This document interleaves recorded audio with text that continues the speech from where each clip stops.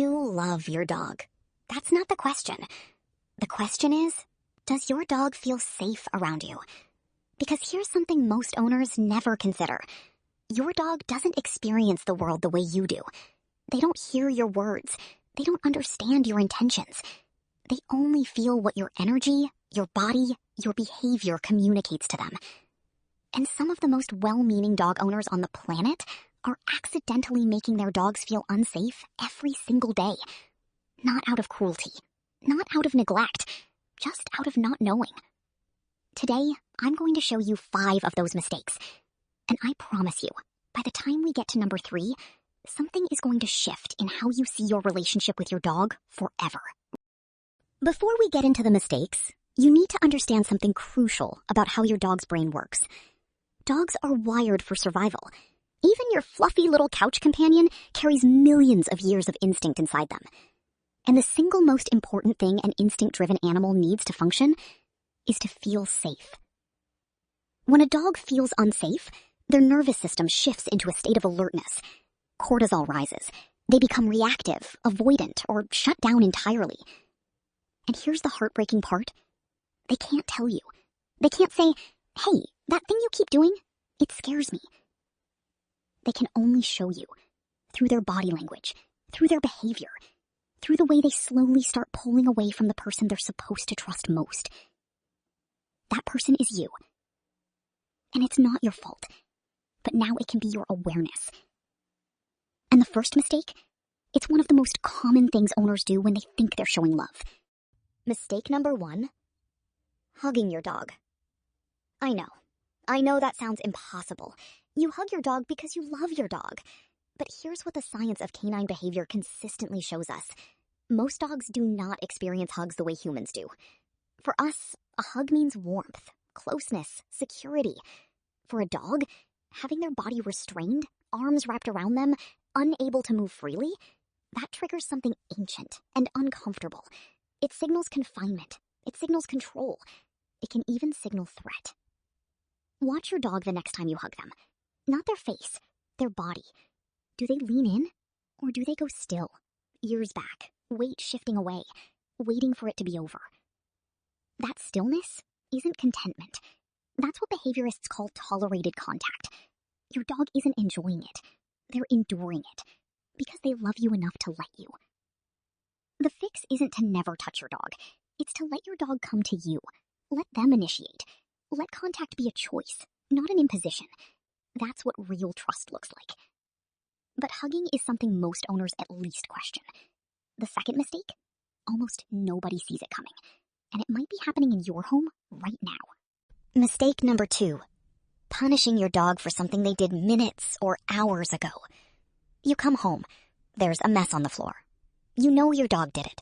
You can tell by the way they're already cowering, ears flat, tail tucked low. So they know they did something wrong, right? Wrong. That look isn't guilt. Every major study on canine cognition confirms this. What your dog is doing is reading you.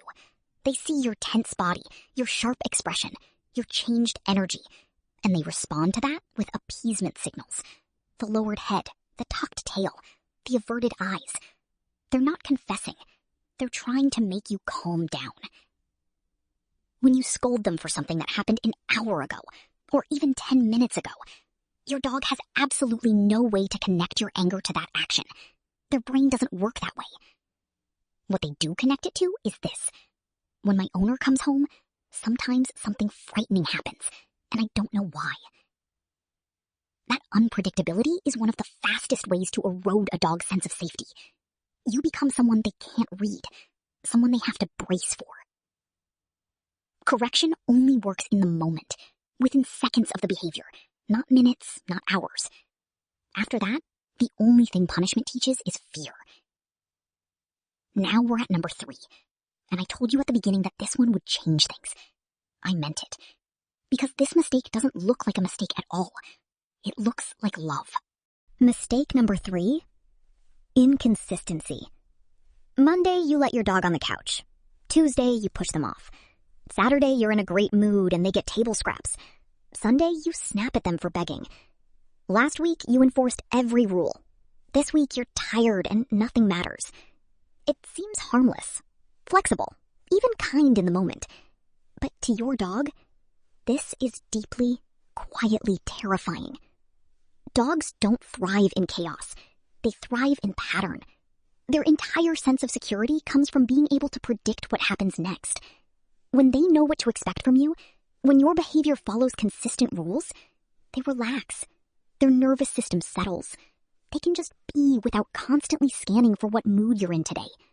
But when the rules keep shifting, when the same behavior gets rewarded one day and punished the next, your dog enters a state that psychologists call learned helplessness. They stop trying to understand. They stop engaging. They withdraw inward. Not because they're lazy or stubborn, but because the world you've created for them feels too unpredictable to navigate. You don't have to be a perfect owner, but you have to be a consistent one. Same rules, same responses, same energy. That consistency is the language your dog understands as safety. If what you're hearing right now is already changing how you think about your dog, hit that like button and subscribe.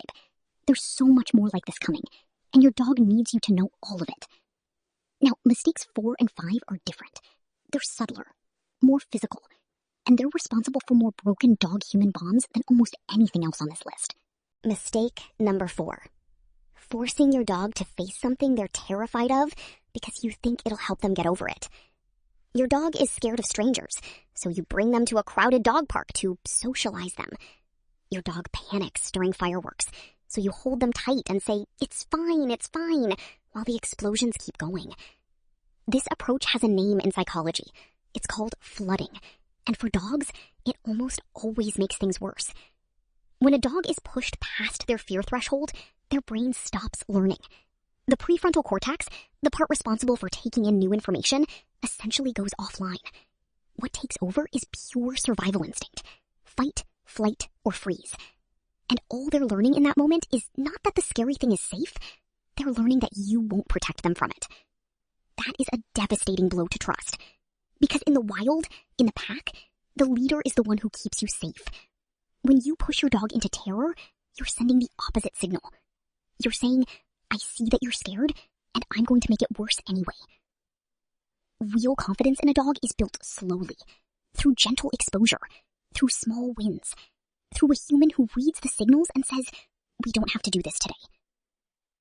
And then there's the 5th mistake, the quietest one, the one that happens in complete silence and most owners have no idea it's even happening.